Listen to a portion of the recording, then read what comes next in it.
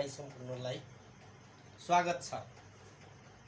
मुस्कान coaching सेन्टरले सञ्चालन गर्ने नियमित क्लासमा र आज हामी विभिन्न प्रदेश अन्तर्गत रहेका जिल्लाहरूको बारेमा हामी अध्ययन गर्छौं र हामीले यो जिल्लालाई कसरी याद गर्ने त्यस्ता ट्रिकहरू आइडियाहरू हामी शेयर गर्छौं। तपाईहरु हाम्रो मुस्कान कोचिङ सेन्टरलाई छोडेर कतै नजानु होला र क्लासमा जोडिएर तपाई सम्पूर्ण विद्यार्थी भाइहरू सम्पूर्ण प्रतिस्पर्धाको लागि तयारीमा जुट्नु भएका साथीहरू आउनुस् हामी छलफललाई अगाडि बढाउँ। 2 नम्बर प्रदेश अर्थात मध्य प्रदेश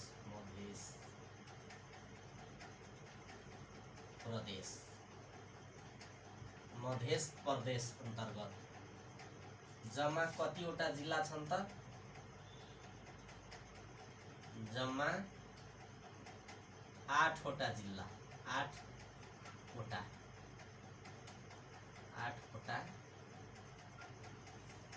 जिल्ला।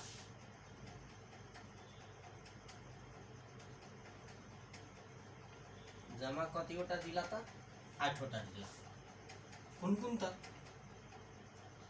अब जस्तै यता छ के छ? यता उत्तर हुन्छ, माथि जहिले पनि उत्तर हुन्छ अनि तल दक्षिण हुन्छ अनि यता पूर्व हुन्छ अनि यता पश्चिम हुन्छ हो।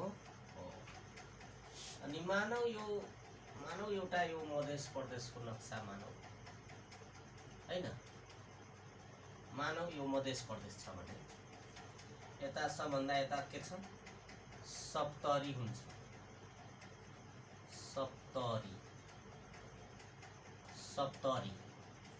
सप्तरी पछि के हुन्छ? सिराहा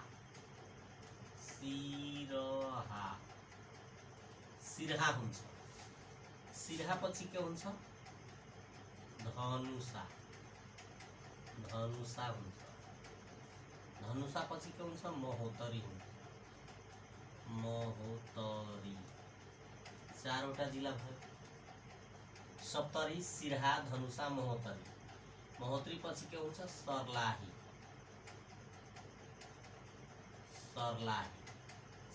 पछि के हुन्छ? रौतहट पछि के हुन्छ?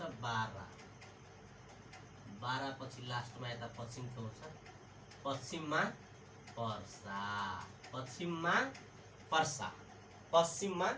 पर्सा। अब जस्तै यता पूर्वबाट के हुन्छ? सप्तरी, सिराहा, धनुषा।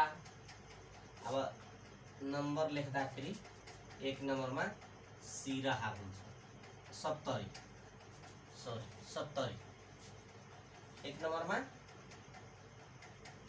सप्तरी 2 मा सिराहा 3 मा धनुषा 4 मा महोत्तरी। त्यसै गरी 5 मा सर्लाही। त्यसै गरी 6 मा रौतहट। त्यसै गरी 7 मा बारा अनि 8 मा पर्सा। अब यो मध्य प्रदेशमा कतिवटा जिल्ला छन् त? 8 वटा। अनि यो 8 वटा जिल्लालाई हामी कसरी याद गर्ने त?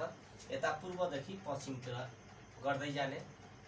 1 नम्बरमा सप्तरी, 2 नम्बरमा सिराहा, 3 नम्बरमा धनुषा, 4 नम्बर महोत्तरी, 5 नम्बरमा सर्लाही, 6 नम्बरमा रौतहट, 7 मा बारा अनि सबभन्दा पश्चिममा के हुन्छ त पर्सा।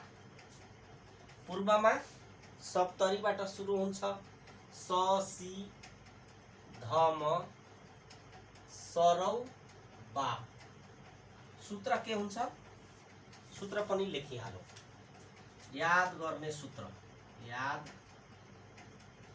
गर्ने सूत्र के हुन्छ?